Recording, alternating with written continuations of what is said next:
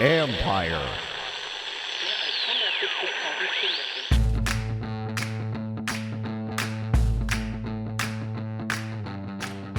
Hello and welcome to my podcast. Do me a favor, subscribe to the John Carmen Report wherever you get your podcast. You're watching on YouTube. Hit that like button, hit that subscribe button. You can find us there as part of Empire Media, AMPIRE. Always much appreciated when you tune in. And don't forget, you can read my work on ESPN.com. As you can see, I'm joined by Sam Fortier from the Washington Post as Chick Hernandez tries to get in the podcast here with his Batman shirt. Anyways, enough about that. Chick Hernandez was just incredibly impressed that it only took you 25 minutes to solve the technical difficulties. Well, 20 to be fair, but there were technical difficulties. And there you go. That's Chick Hernandez, in case you didn't know him. He is on TV, I think, if you've heard. Anyway, I'm joined by Sam Fortier from the Washington Post. Enough with the nonsense. Sam, this is serious stuff, so let's get to it. I haven't talked to Sam in a while. Shout out, Mrs. Fortier. So your son's doing well. Got a nice haircut. Thanks. Your impressions, we're recording this on the last day of training camp. Your overall general take from training camp for the Commanders this year.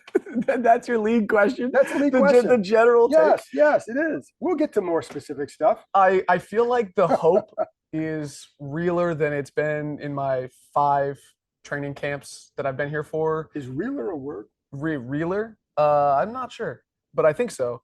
And it feels like there's a substantive potential that's much better than realer for real change to happen here, because obviously the first several years it was under Dan Snyder's ownership, and I know that, like, I'm saying things that people already know, but like the vibe around here is different, and Jaden Daniels is a big part of that. So I would say, like, when we talk about win totals, I think we've overshot it each of the last 4 years, except maybe that first year under Ron. Even though they won the division, which was weird. But I think that, like, this year, like, not a huge win total expected, but you feel like they could actually build something because, like, football people are in charge. And what, to that point, and speaking of Ron in the past a little bit, they got rid of one of the guys the other day, Jahan Dotson. What did you make of that trade? What does that signal to right now? To me, it's about fit and it's about attitude, because I think if you were to isolate the 2 reasons that he's not here anymore, you would have to say he didn't embrace this regime as enthusiastically as others, and play strength is a big concern in this downfield scheme, right? Because, I mean, one NFL scout put it to me this way, like, he's fast and fluid, but he's not sudden and strong. And I think that's a really good way to encapsulate him as a player and, like, why he's not a downfield threat. And if you're going to be the number 2 outside receiver, or even in the slot in this scheme, like, you're going to need to be strong to be able to play through contact. And so they made this decision. My interpretation of what Dan Quinn said today was they made this trade without another one, on the hook. Like, They didn't do this to get a third to go get Brandon Ayuk, which I don't think is likely still anyway. But or CeeDee Lamb or Jamar Chase or any of those dudes. I think that they're really just, they felt like he wasn't going to play. Sell high on a guy who is still not that far removed from a promising rookie season, and let's roll with who we got. I think the play strength is a big deal too, because if you want to play on the outside in this offense, you better have it. So otherwise, then you become a slot guy. And if you're just a slot guy, they have Zacchaeus, they have McCaffrey, who can also play. Jamison Crowder can play those positions. What about trading him in the division? I think it's a bold move. I wrote today that it's Adam Peters' boldest move, Jim. Not his biggest, because that's still drafting Jaden, but his boldest, because there's a lot of ways this can blow up in his face, right? Like, they're going to play the Eagles on national TV in week 11 for the first time, then in week 15, and they're going to play them 4 more times, theoretically, if the Eagles pick up Jahan's 5th year, that, like, where the Commanders could want to ascend and be competing for the playoffs. And Jahan, and for that matter, Cooper DeJean, who they traded down and let Philly draft, like, both of those guys will be there. And so, like, they have a chance to be really good guys. And I'm not saying that trading Jahan is the wrong decision, because I think with where you're at, it's totally defensible. But to me, it's about, is it really that big a deal that you're like, hey, it's worth trading him in the division because this trade package is that much better? I don't know all of the offers, so it's hard for me to evaluate that. But I was having this argument with someone else this morning. Like, it is a big deal that they traded him in the division. Oh, I think it is. And I think, because you always wonder, what does that signal, right? And people, who were around for a little bit, remember when the Eagles traded down to McNabb here, and I had this conversation with somebody who said, well, yeah, they knew he was done. Well, but not to the extent that he was, right? The rest of the league. But when someone's willing to trade in the division, on the other end, I'm like always kind of like, Why are they getting rid of him? What is it? But I also think he landed in a good spot for him because of the talent around him. How can that help him? I don't know if he's going to be this massive playmaker for them because they have so many other guys, but I think he's in a good spot for him. If you're like, hey, this guy isn't very strong, but he's a really good route runner and he can break people off, if you can create space for him, and he's not going to be the number one thing that people are concerned about. They're going to be concerned about AJ, about Devontae. And so I think that he's going to a place that theoretically will be able to maximize his strengths. And so like if he's going to be put in, a good position for him, I think that's Philly is a good place for him to be. So let's talk about the guys over here. So I'm going to go briefly on this final game Sunday night and then some other stuff. What are you looking for Sunday? Because there are some roster spots available. We know that, and we don't know necessarily for who, but who are some of the guys that you're most looking to see Sunday night when it comes to those final decisions? So the positions to me, I think that are most up for grabs, or that I have a hard time like figuring out when I do the math, is safety, running back, receiver. You could argue corner, although I might argue it doesn't matter all that much. But I think that I think really the conversations that I've been having a lot over the last couple of days is about like the receiver and running back room, because at the depth receiver position, who are you keeping? Are you keeping Crowder? Are you keeping Martavis Bryant or Bryson Tremaine or some of those guys? And then how does Kaz Allen fit into that? Because he's listed as a receiver. They like him as a running back. Cliff Kingsbury used Deebo Samuel's name in the same sentence as Kaz Allen. I know he wasn't comparing them, but like just the fact that you would say like that's his skill set is a massive statement about that guy. And so I think that like how he fits into the running back receiver discussion is something I'm really curious about. And a kick returner as well. Because to me, if he can show that he can help you there, I think that's how he makes it in addition to what he can do over here. Because the hard part is to keep him in a somewhat gadget role just for that. So like if he can show that he can do that, then it's funny because we kind of went into the last year in the last preseason game eyeing him as well. Some of the same discussion about him for how they liked him. And he goes out and there I think he dropped a punt. So like there's he's a guy to watch for sure. The receiver one, I think Bryant, personally, I think he goes to practice squad, but we don't, but I think there's still some stuff up for grabs. Safety is going to be very interesting. And running back, how many would you keep right now? Probably 3. I think, I mean, like depending if you count Kaz Allen, then 4. Okay. But to me, it's Eckler, B-Rob, and then, you can kind of go back and forth between oh my God, I'm blanking on Buddy's name. The veteran from McNichols. Yes. I like he like it's between him and Wiley. And so for me, like that for the third running back role. And that's how I would look at it too, because I think Kaz, again, going back to him is the interesting one. Do they keep him? For the entire month of August, the Adventure Park at Sandy Spring is offering multiple ways to save on climbing and zip lining and 50% off axe throwing.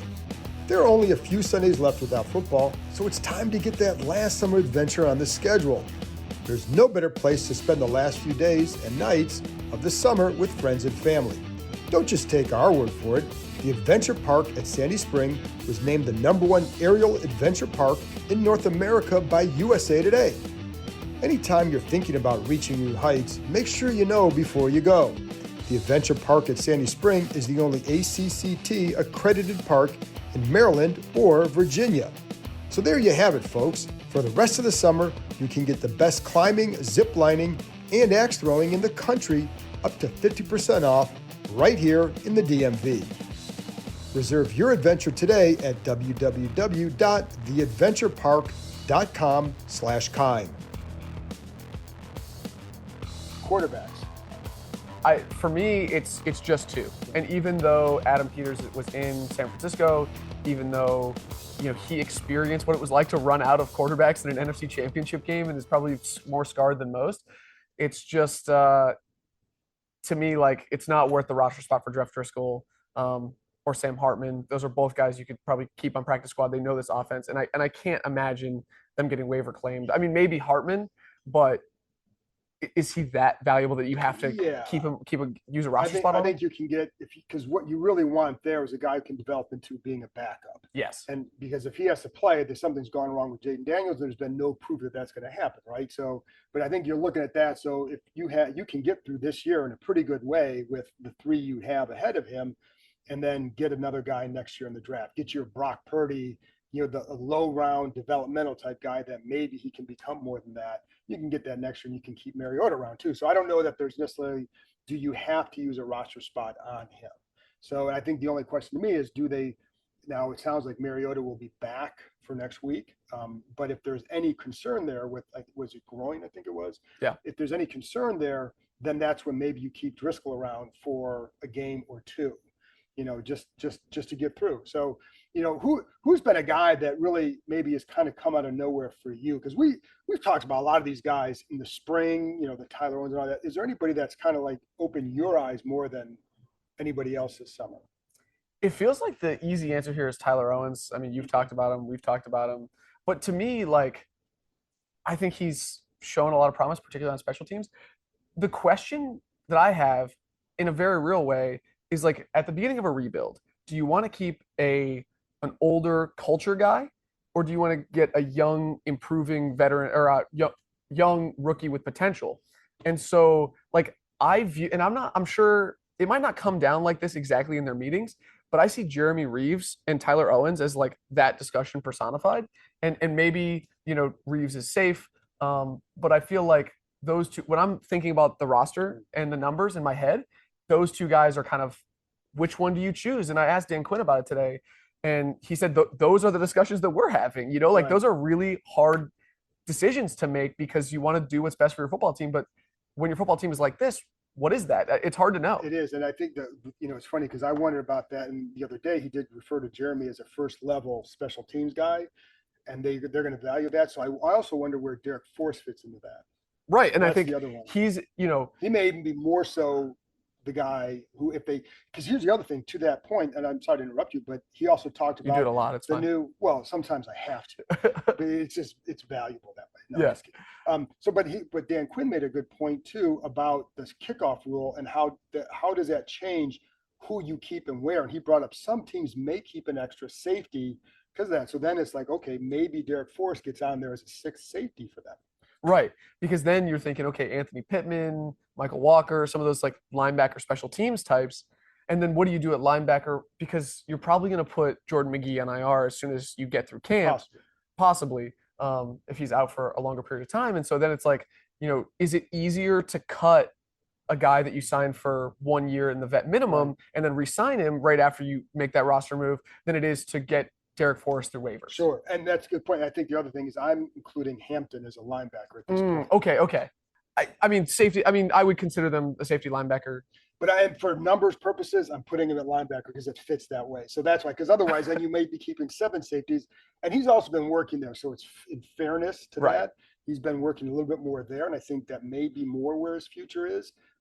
Almost the opposite of Jeremy Chin, where he can do the other stuff, but maybe more predominantly here, whereas Jeremy's predominantly a safety who can go up there and play in the box. So that's kind of how I do. But he's also another big guy who can run. I like the way you put that, just like the, reverse Jeremy Chin, because that's what we saw from Dan in Dallas, right? Like he likes to run lighter defensive schemes, stopping the pass, rushing the passer. And I think I think this defense this year is probably not going to be great.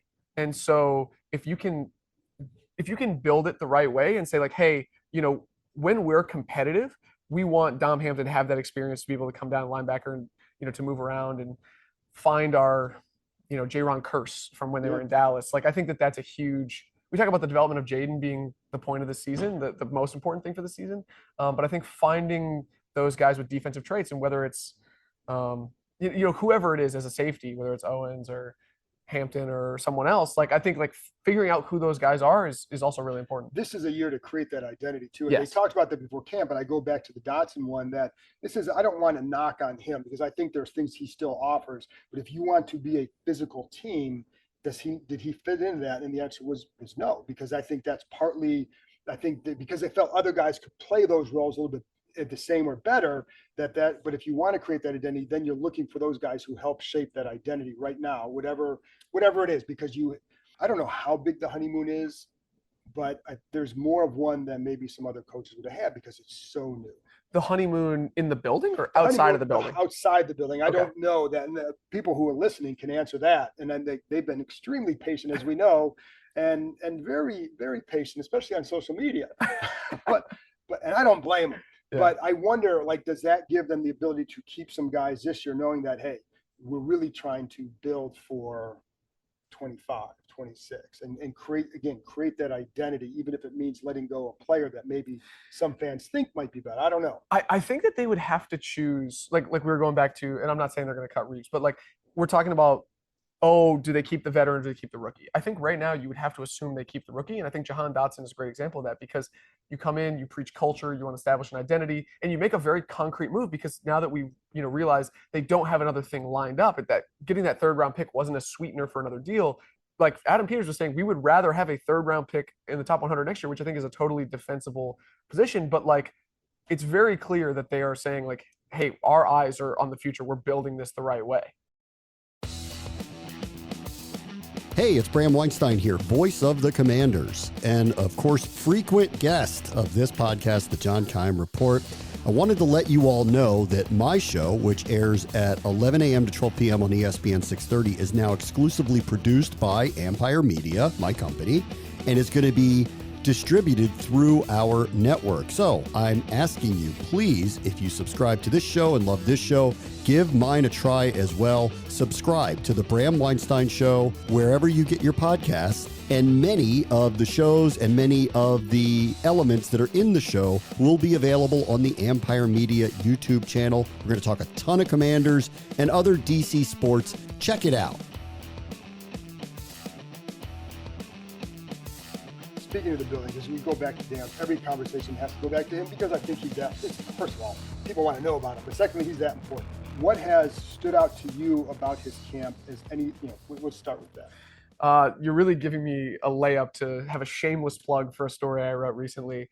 But I think that we got to go back to the run against Miami where he didn't slide, because I watched 3,600 plays from his high school career to now to figure out, like, will he slide? And when he didn't slide against the Dolphins, I think there's like two ways you can interpret that. One, he's not listening to his coaches. He's going to do his thing. He's like being brash about it in the way that like Robert was maybe, or I wasn't here. That's like the way that I've heard about it. Or you can say, okay, he had the spatial awareness to realize he wouldn't take a big hit. And he just was, he was trying to maybe just get hit before the regular season, get used to it, get back into football again. And he's going to be just fine because they got the ball out of his hands super quick. So to me, and I would definitely lean more towards the second one. Because I think that this guy is a really aware runner. Yes. And so I think that, yes, there are concerns. I totally understand why people are concerned about his frame. But when I went back and watched, like, this guy ran nearly 500 times in college, and on a fewer than a dozen of them was he really like playing recklessly. Right. And I think that you see that on the tape and on the field. And the funny thing is, well, first of all, my favorite example is Florida State last year, where he tries to hurdle the line. It's like, I would love to ask about that. It's like, at what point do you realize not a good idea? But what I did like in that Dolphins game, the first zone read, he does dive. So he does hit the ground. So because he could see it. The second one, as he said, guys are coming from behind. I don't think he knew that they were there. And part of me wonders, like, he's used to running away from guys. You know what I mean? So he could see ahead of him that he was not in danger. So I think that's going to be something that, and you know how it is, like most guys say, you get hit a couple of times, you change your style. Now, with Robert, there was a little bit more of a stubbornness, I think, to that. I think with Jaden, I think he understands things in that way, I think, a little bit more. But he's also can beat you more from the pocket. So I don't think he's going to have to run as much. And I think that's a big key. And to me, like, the drive before, I think maybe even the more important play is the drive before on third down when the Dolphins disguise a blitz and they get two free rushers off the right. And I think that, like, when Jaden realizes that and just chucks it out of bounds, so he's not hit and they stay in field goal range, the situational and spatial awareness, to me, like, that's the most important play from that game. Not the rush, but especially because last year we watched, and no shade to Sam Howell, but he just did not have that level of situational awareness. And so like that to me, it was like, this is the change. So I'm glad you brought that play, because that's when I was talking to Doug Williams coming off the sidelines the other day, and we talked about this. That two guys came free, and he wasn't even hit, Right? Because he got rid of it so quick. But to that point too, there was a third down play, I think, in that game, where it was like a 3rd and long, and they're kind of in field goal range. He look, get it out of it, get the yards, protect the points. And they got a field goal because of it. I think it was like a 46-yarder. So they put him in better field goal range. He did not force a play down the field. It was a smart, again, it was, to me, it was a subtle play. It's not a flashy play. And I was talking about Bram with this the other day, and this is like, Caleb Williams had a really good preseason. I'm not knocking it, but the play that people are talking about is the big flashy play. Well, we haven't seen that with Jaden, but we've seen a lot of really good decisions. And I think that's the stuff that sustains. And that's not a knock on Caleb at all, because he made some other good plays. But just instead of seeing the flashy, we've seen the subtle, really good decision making from him. That I think that if you want to be encouraged by anything, I think that's the part. It's doing the things that we have not seen here in a long time, and also just like that. Like I feel like the clips of him getting hit, the Florida State one, the Mississippi State one, the Ole Miss one, like that is not just him as a runner, but I think it builds up his reputation as recklessness and a level of selfishness and wanting to always make the play. And I think that's a misnomer because you see him understanding the nuance of the position. Like, hey, like this is not going to look good in the stat sheet, or it's not going to like be a highlight that fans will like go nuts about. But this is part of playing the position that like people who really watch and pay attention to like appreciate. Yeah, and I think that's going to, again, I don't view him as a selfish type player at all. All right. So no, that's not what I was thinking at all. I was thinking you and I, and it's natural, right? Because like we watch this team every day, we show up, we talk about what the coaches are trying to do and how they're progressing. Like Jaden is a rookie coming in and we don't know what to expect. I think we've been pretty clear about that. But is there any part of you that worries that like we're overestimating him? Well, the only thing I'll say is I always point out, to this point, this is what we've seen. We can only go by, even when Robert was here and he started going the downslide, I tell people I can't help what I hear or see.